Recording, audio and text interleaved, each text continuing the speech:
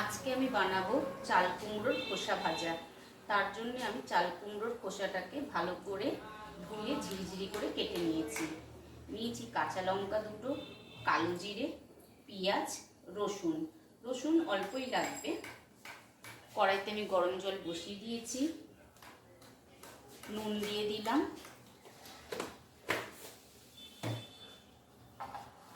এবার আমি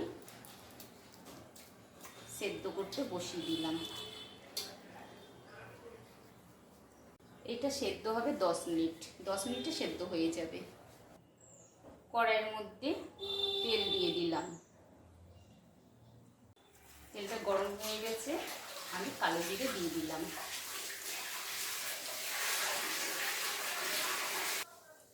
দুটো কাঁচা লঙ্কা দিয়ে দিলাম।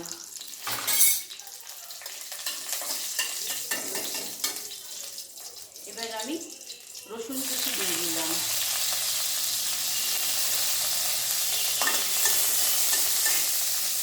পেঁয়াজ কুচি দিয়ে দিলাম।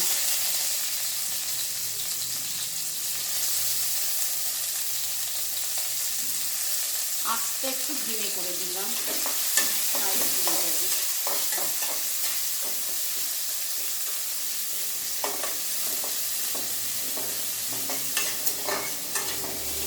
এবার আমি সেদ্ধ করে রাখা চাল কুমড়োর খোসা ভাজাটা দিয়ে দেবো।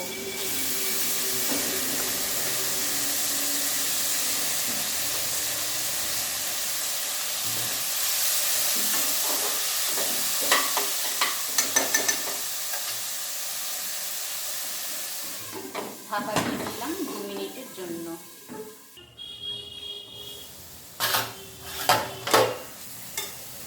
সামান্য হলুদ গুঁড়ো দিয়ে দিলাম,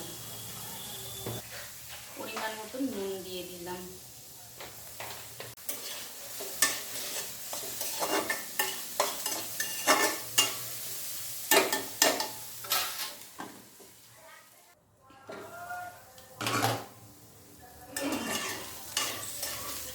তৈরি হয়ে গেল আমার চাল কুমড়োর খোসা ভাজা। এবার নামিয়ে